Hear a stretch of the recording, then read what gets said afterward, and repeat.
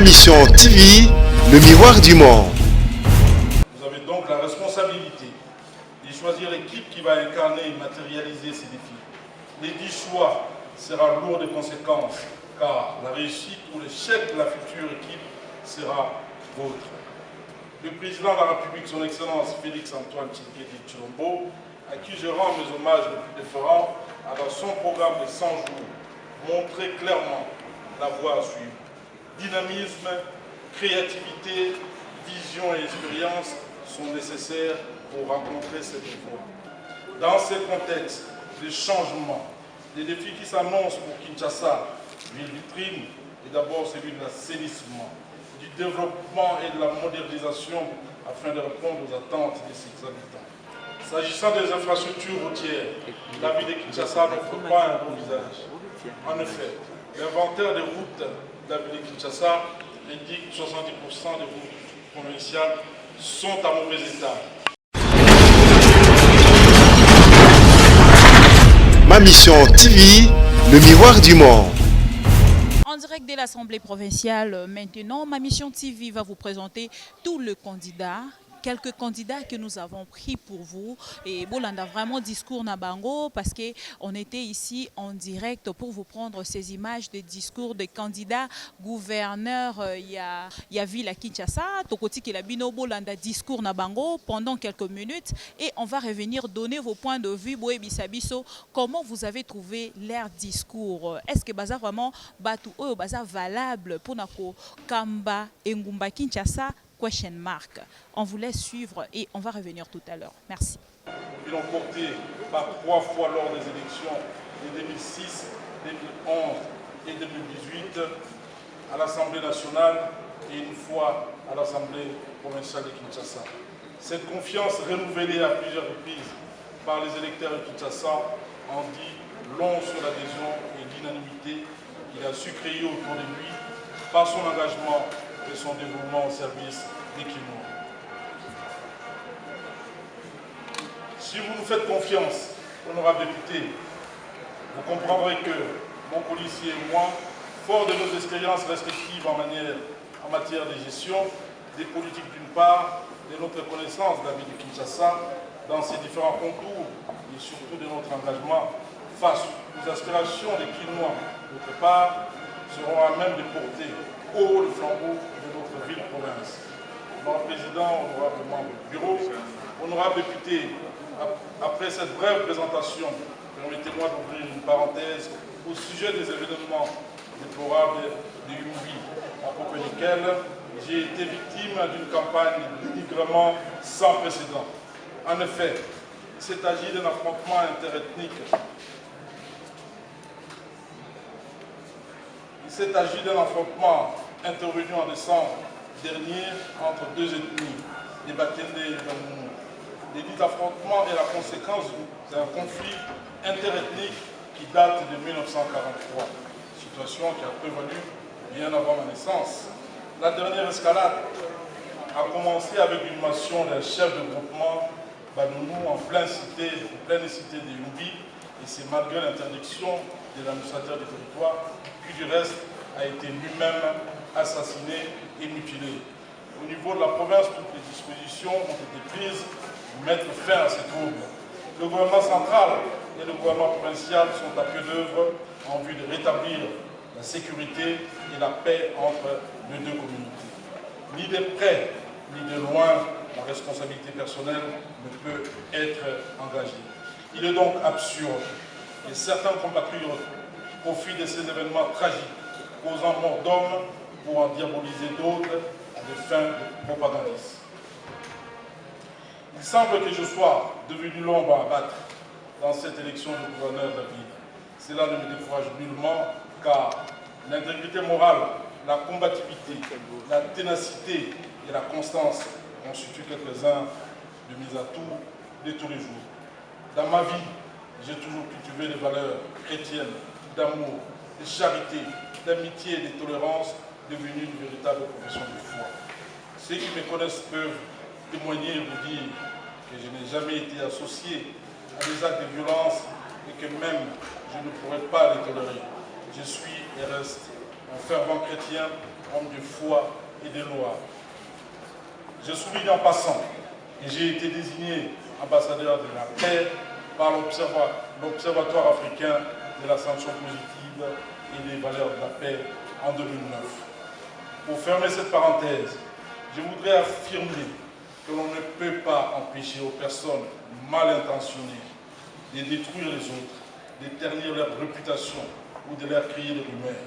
Le plus important est que la médisance n'a aucun pouvoir sur la vérité, aucune autorité sur les actes de bienfaisance et d'honnêteté, car peu importe la façon dont on décrit quelqu'un, celui-ci restera toujours respecté et soutenu par ceux qui le connaissent mieux et qui peuvent attester de sa probité morale et de son humanisme. Honorable député, l'élection du gouverneur de la ville, province de Kinshasa, capitale de notre pays, est un challenge important au moment où notre pays vient de connaître sa première alternance démocratique au sommet de l'État. Dans ce contexte de changement, les défis qui s'annoncent pour Kinshasa, ville vitrine, est d'abord celui de l'assainissement, du développement et de la modernisation afin de répondre aux attentes de ses habitants dans divers domaines.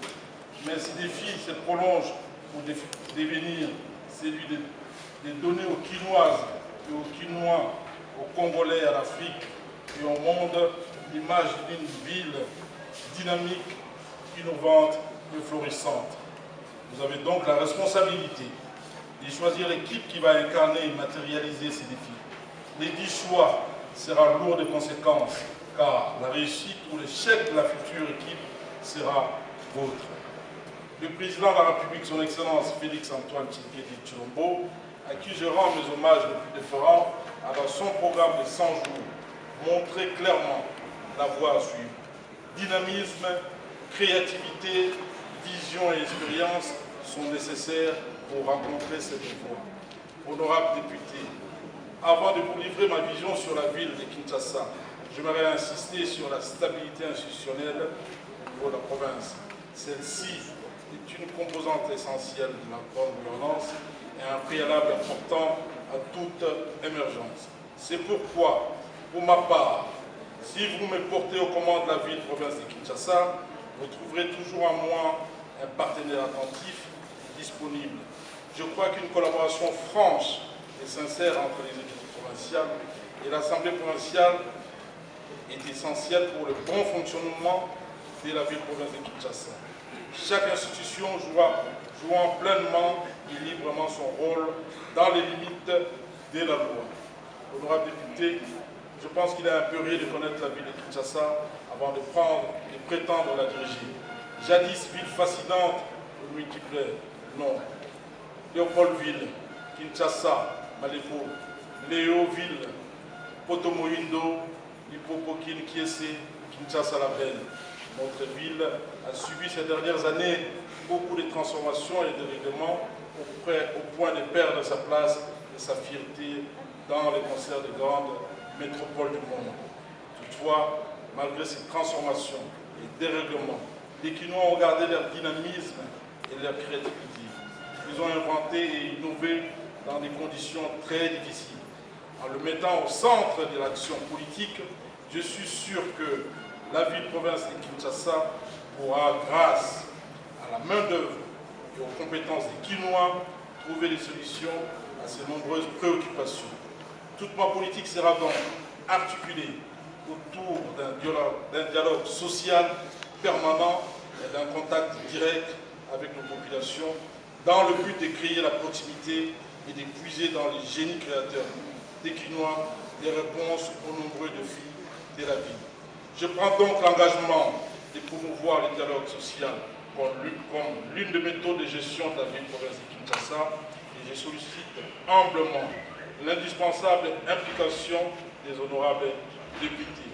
Honorable président, honorables membres du bureau, honorables députés, je reconnais que beaucoup de problèmes sont prioritaires dans la ville de Kinshasa. Faute de temps, tous les problèmes ne seront pas abordés ici, mais ils seront pris en compte dans le programme quinquennal qui vous sera soumis. Outre la priorisation des actions d'urgence à mener, Ces plans vont concrétiser des innovations dans les systèmes de gestion de la ville et la recherche de nouveaux partenariats, notamment dans les domaines de la voirie, de l'assainissement, du tourisme, des logements sociaux ou même de l'agriculture. Toutefois, dans le cadre de cette campagne électorale, j'ai retenu et regroupé en 10 secteurs les problèmes les plus sensibles qui touchent la vie quotidienne des Kinoises et Kinois. Ce sont donc des défis de la ville de Kinshasa. Il s'agit des secteurs ci-après: l'hygiène et l'assainissement, la sécurité physique et alimentaire, les transports et les infrastructures routières, l'énergie et l'eau, la jeunesse et la transformation citoyenne, la santé et l'éducation, les logements et l'habitat, la femme, la culture, le sport et loisirs, l'administration et la bonne gouvernance. Du secteur de l'assainissement et hygiène, je constate que le profil environnemental de la ville de Kinshasa est en déphasage avec les normes urbanistiques et exigences d'une ville moderne. Cela est dû notamment à l'insalubrité généralisée, aux érosions et à la déforestation, à la disparition des espaces verts, à la mauvaise gestion des eaux pluviales et usées, à la pollution de l'atmosphère ainsi qu'aux nuisances sonores, bref, un déficit administratif et technique en matière d'assainissement et d'hygiène. L'insalubrité se caractérise par le déversement, l'entassement par jour de 9 numéros et dans les cours d'eau dont les amas constituent les poubelles communément appelées foulous qui jonchent presque toutes les rues et avenues de la ville de Kinshasa. La stagnation des eaux pluviales détruit les routes et occasionne la multiplication des vecteurs et hôtes intermédiaires des maladies, notamment le paludisme, la fièvre typhoïde, le chikungunya et d'autres maladies liées aux eaux sales et usées. L'insalubrité est encore plus visible dans les marchés centrales et les marchés communaux de la ville de Kinshasa, où les conditions d'hygiène environnementale, alimentaire et individuelles sont complètement détériorées. Les avenues sont impraticables et totalement engorgées. Les aliments sont vendus à même les sols. Les caniveaux sont bouchés. Les ordures rendent encore la situation plus difficile. Après la pluie et la promiscuité est indescriptible. Du secteur de la sécurité physique et alimentaire, il n'est un secret pour personne que la ville de Kinshasa connaît une vie sécuritaire fortement agitée. Le grand banditisme prend l'ampleur à travers les actes criminels tels que le viol à main armée, les pillages ciblés des maisons, les enlèvements au moyen des taxis communément appelés catch, les extorsions, le meurtre, les coups et blessures, etc. Les phénomènes Koulouna et Chéké en sont des illustrations majeures. Cela s'explique notamment par le chômage et la déscolarisation des jeunes, la consommation de la drogue et des liqueurs fortes, communément appelées Souponatolo, Zododo, Aguéné, la pauvreté, l'insuffisance des policiers et des unités spécialisées de la police, l'impunité des malfaiteurs mis à la disposition de la justice, l'insuffisance de l'éclairage public, etc. Il est aussi à déplorer l'insécurité alimentaire du fait que la ville de Kinshasa se nourrit essentiellement du surplus alimentaire importé et réputé de mauvaise qualité ou d'aliments en conditions d'hygiène déplorables, ce qui occasionne d'autres maladies. Les phénomènes maléois, par exemple, en dit long. Pour compléter ce sombre tableau, il faut ajouter les faiblesses des politiques agricoles ayant conduit à l'absence d'une agro-industrie où la ville est une ceinture verte agricole et alimentaire autour ou à l'intérieur de la ville de Kinshasa. Le secteur des transports et infrastructures routières. Dans la ville de Kinshasa, les transports en commun est exploité par Transco, Nutranskin, l'Esprit des villes, les taxis, taxibus et les motos communément appelées Wewa. Malgré cela, la ville de Kinshasa connaît toujours pénurie des moyens de transport en commun. Pendant les heures de pointe ou après la pluie, pour trouver une place dans les transports en commun, les Quinoises et les Quinois se livrent aux bousculades et à la musculature dont le spectacle n'honore personne. À cela s'ajoutent les embouteillages, les tracasseries routières, la pratique des demi-terrains, l'arrogance et l'alcoolisme du chauffeur et receveur, les excès de vitesse et les accidents, la vétusté et le manque d'entretien des véhicules, etc. Puis en plus, l'utilisation quasi anarchique des WEWA aggrave les risques d'insécurité et d'accidents. Tous ces problèmes découlent notamment de l'insuffisance des moyens de transport en commun de l'État, l'inadaptation de la structure fonctionnelle de la ville, la faible application du contrôle technique, les mauvais états de route, l'ignorance du code de la route par les conducteurs et les passants, la faible régulation routière, l'absence de parking, etc. S'agissant des infrastructures routières, la ville de Kinshasa n'offre pas un bon visage. En effet, l'inventaire des routes de la ville de Kinshasa indique que 70% des routes provinciales sont en mauvais état. Certains quartiers périphériques de la ville de Kinshasa, comme Banzalemba ou Djili-Brasserie, sont par moments enclavés à cause du mauvais état des routes. On est tenté de croire que la voirie urbaine et les systèmes de drainage sont inexistants dans notre ville. Le secteur de l'énergie est haut. Les difficultés d'accès à l'eau potable et à l'électricité constituent un autre obstacle majeur au développement de la ville de Kinshasa et une menace permanente pour la santé des Quinoises et Quinois. Les problèmes d'eau se posent en termes de faibles taux de décès en eau potable, des coupures intempestives, des coupures intempestives de fourniture d'eau, de la facturation forfaitaire abusive de la majorité d'abonnés, des fraudes, des soutirages, etc. Ces problèmes ont pour cause la faible production, l'insuffisance des réseaux de distribution, la vétusté des équipements, le manque d'initiative quant à l'utilisation des dispositifs alternatifs, forage, fontaines, puits, etc. S'agissant de l'électricité, il y a lieu de noter que la demande quinoise en fourniture d'électricité est continuellement insatisfaite à cause des coupures intempestives et des délestages, de la mauvaise qualité des services, de la non-conscientisation des populations. Il faut regretter l'absence des politiques articulées en matière d'utilisation d'énergie renouvelable, panneaux solaires, microcentrales, etc. Du secteur des logements et habitat.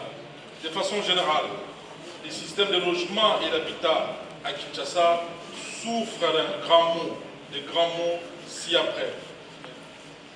La dégradation des quartiers, les déficits des logements décents, la prolifération des habitations de fortune, Bakadjouma par exemple. Les constructions anarchiques, la spoliation des espaces publics, l'occupation des sites à risque, l'inapplication des textes légaux et réglementaires, l'absence du plan d'aménagement de la ville conforme au contexte actuel de la ville.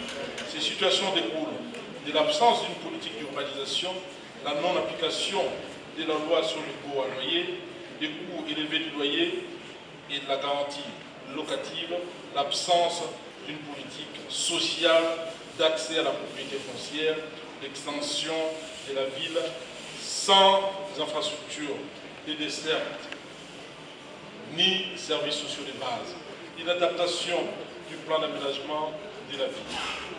Le secteur de la jeunesse et formation citoyenne. Dans la ville de Kinshasa, la jeunesse représente environ 60% de la population. Le chômage est le principal problème de la jeunesse. Désœuvrée et sans emploi, cette jeunesse trouve refuge dans les antivaleurs, notamment le manque de civisme et de patriotisme, la prostitution, le banditisme, les viols et j'en passe. À la destruction de l'outil de production, autrefois pillé, il y a lieu d'ajouter comme cause du chômage et de la délinquance juvénile l'absence d'une politique de structures d'encadrement des jeunes, l'insuffisance des structures de formation professionnelle, la paupérisation des familles la spoliation des aires de jeu, l'insuffisance des mécènes et des sponsors pour les activités des jeunes et l'absence de l'éducation civique et morale du secteur de l'éducation et de la santé. La population de Kinshasa est confrontée à l'inaccessibilité aux soins de santé de qualité. On observe une faible couverture sanitaire en personnel médical et en capacité d'accueil. L'inexistence d'un système efficace d'approvisionnement des formations hospitalières en produits pharmaceutiques. Les coûts élevés des soins de santé, les délabrements et les sous-équipements des infrastructures hospitalières, l'insuffisance des compétences techniques du personnel, l'ignorance de la déontologie professionnelle par le personnel sanitaire, une coordination insuffisante de l'aide apportée par le partenaire au développement, etc. Concernant l'éducation, les principaux problèmes de la ville de Kinshasa sont l'inadéquation entre la demande et la capacité d'accueil, la mauvaise qualité d'enseignement, le faible taux d'accès de la jeune fille à l'école, la corruption des enseignants, le harcèlement sexuel, les salaires précaires des enseignants, bref, la dégradation généralisée du système éducatif. La femme est devenue un vecteur important du développement économique. C'est son activité qui apporte l'équilibre financier dans la plupart des ménages à Kinshasa. Mais l'absence d'un dispositif adéquat de financement bancaire et d'encadrement technique confine la femme quinoise essentiellement dans le secteur informel, le maraîchage, les commerces, et ne permet pas les activités de la femme dans l'économie formelle. La foire de la femme, édition 2019, a permis à ces nombreux visiteurs de se convaincre de l'entrepreneuriat féminin, la capacité de la femme à inventer malgré ses conditions de vie précaires. Du secteur de la culture, des sports, loisirs et tourisme, Kinshasa comptait jadis des salles, des théâtres et des cinémas, de nombreux centres culturels, bibliothèques, salles de lecture, des programmes d'enseignement culturel dans des écoles. Aujourd'hui, tout cela a disparu. S'agissant des sports et loisirs, la ville de Kinshasa possède un certain potentiel infrastructurel, des bases, et notamment les stades de Martyrs, les stades de Tata Raphaël, les complexes sportifs de l'université de Kinshasa, les complexes sportifs du camp Kokolo, les stades municipaux et bien d'autres. Dans le football, par exemple, la ville de Kinshasa dispose encore aujourd'hui des grandes équipes capables de rivaliser avec l'élite africaine. Vita Club, Darekile Motema Pembe ou Dragon sont des noms connus dans tous les grands stades africains. Néanmoins, les sports quinois souffrent de plusieurs maux qu'on vient de relever ici, à savoir l'insuffisance des moyens financiers pour les clubs, l'insuffisance des infrastructures sportives, la disparition du sport scolaire, militaire et universitaire, la non prise en charge des athlètes, la spoliation des aires de jeu, des antivaleurs, etc. Bien plus, l'absence d'une politique de promotion sportive, l'insuffisance du sponsoring, les carences du management sportif, la mauvaise gestion de clubs, etc. ont conduit à la régression sportive de la ville de Kinshasa, berceau pourtant, il y a 45 ans, du plus grand combat de boxe de tous les temps entre Mohamed Ali et Foreman. En ce qui concerne le tourisme, la ville de Kinshasa est riche d'une diversité de sites touristiques et espaces récréatifs capables de séduire les amateurs de l'exotisme. Ces dernières années, la ville a vu se construire plusieurs infrastructures hôtelières et installations semblables qui ont sensiblement augmenté sa capacité d'accueil. Vous avez 5 minutes pour conclure. Ah, voilà. Je vais essayer de le... Ok, ça va aller. Malheureusement, nous constatons que, avec regret, que le tourisme n'a pas suivi cette évolution. Pire, certains sites touristiques et espaces récréatifs de la ville, en l'occurrence la gare centrale, la foire internationale de Kinshasa, les jardins zoologiques et botaniques de Kinshasa, la place des évolués, le rond-point Victoire, le rond-point Kitamo Magasin, réhabilité il n'y a pas longtemps, se meurent l'un après l'autre par faute d'entretien. Le secteur de l'administration et de la bonne gouvernance. L'autonomie de gestion des entités territoriales décentralisées n'a pas encore produit de résultats satisfaisants. C'est un processus qui doit se poursuivre en s'inscrivant dans le temps. Aujourd'hui, les bâtiments administratifs de nos 24 communes sont soit vétustes, soit mal entretenus. Les personnels de la ville travaillent dans des conditions curieuses, des falsifications de documents, des concussions, de corruption et de non-respect de l'éthique et de la déontologie. Observez, honorable député, que les parcelles communales se sont systématiquement transformées en lieux mortuaires. Comment concilier l'état civil et deuil? C'est une question de morale.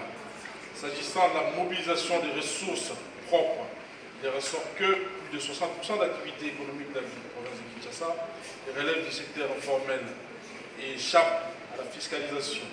Et bien plus, de quelques activités existantes relevant du secteur formel se livrent à la fraude et l'évasion fiscale. Si l'on ajoute l'absence d'un système de contrôle, le non-respect des principes budgétaires, les phénomènes d'opacité et d'évaporation, la non-traçabilité des dépenses publiques, la multiplicité des comptes bancaires, on s'inscrit véritablement dans une jungle financière boueuse et broussailleuse. Honorable Président, honorables membres du bureau, honorables députés, je viens de vous faire état des problèmes qui touchent la vie des Kinoises et Kinois au quotidien. Place à présent à ma vision, à mes idées forces qui vont sous-tendre mon programme quinquennal que je vous proposerai lors de l'investiture du gouvernement provincial, si vous me faites confiance. Comme vous pouvez le constater, la plupart des problèmes relèvent des politiques structurelles au niveau du gouvernement central, tandis que les conséquences au quotidien retombent sur la ville. La particularité de la ville de Kinshasa, siège des institutions de la ville de la République démocratique du Congo, nécessite la mise en place d'une stratégie de dialogue à la fois avec les sommets et la base, c'est le dialogue politique et social. Pour matérialiser le dialogue avec les sommets et en plein accord avec la stabilité institutionnelle, je vais proposer une première innovation, à savoir l'institution d'une plateforme de concertation permanente entre le gouvernement central et la ville pour régler les problèmes de la ville. La deuxième grande innovation, c'est la mise sur pied d'un vrai système de gestion à l'hôtel de ville. Pour ce faire, je vais recourir à l'expertise d'un corps des professionnels congolais, à savoir le Conseil permanent de la comptabilité au Congo, pour la mise en place préalable d'un système comptable au sein de notre administration. Dans la même optique, je vais renforcer les capacités financières de la ville avec le recrutement de quelques jeunes cadres qui seront envoyés à l'étranger pour apprendre en quelques mois le vrai rudiment d'une bonne gestion de la ville. Le personnel engagé dans la mobilisation et l'utilisation des ressources sera recyclé. Ce processus va s'étendre progressivement dans les 24 communes. La troisième innovation sera l'articulation de la coopération. Kinshasa peut jubiler avec d'autres grandes métropoles et profiter de leur expérience dans la mobilisation des ressources et la gestion des grandes villes. Il ne sera nullement question de réinventer la roue, car nous allons aussi nous inspirer de certaines expériences positives passées dans la gestion de la ville de Kinshasa, telles que celle de la coopération avec les privés quinois instaurée par le gouverneur Kabaïdi. Il nous est aussi possible de nous inspirer de l'expérience de certaines villes comme Dakar ou Paris en matière d'éclairage public, des voiries et énergies renouvelables, tout comme Ouagadougou en matière de reboisement. Par ailleurs, certains acteurs multilatéraux, comme l'Organisation internationale de la francophonie et l'Union européenne, ou la communauté de développement d'Afrique australe, peuvent apporter une assistance bénéfique dans plusieurs domaines de la ville. J'accorderai une attention particulière à ces organismes. La quatrième innovation concerne la mise en place. Concluons, candidat Topila. Je vous ajoute encore 15 secondes, comme je l'avais fait avec le candidat Malouma. Voilà. Bon, Non, c'était je n'ai pas fini. Herman. Je n'ai pas fini, mais j'aimerais dire ceci aux honorables députés.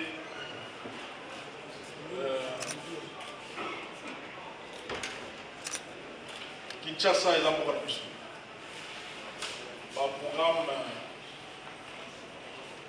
il est qui a Ibélé, différents candidats gouverneurs, et puis par programme dans la similitude des aliments ébélés entre le programme.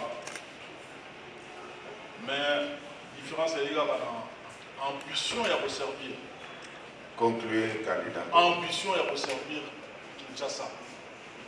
Nous avons une ambition et à servir Kinshasa Tombola. Projet ébélé. Depuis la nuit des temps, Candidat Gobila 5 secondes. Depuis la nuit des temps, dans le programme des Salama ébélé, notamment le manifeste d'Anselé, après mon groupe de Salama, un programme de Kitoko, mais l'application dans le Salamate. Il est temps pour soit Moutou a dans l'ambition de servir uniquement. Merci. Merci, candidat. Voilà, c'est mon plaisir. C'est dommage, je n'ai pas terminé mon exposé. Mais nous avons compris que vous avez l'ambition de transformer la vie.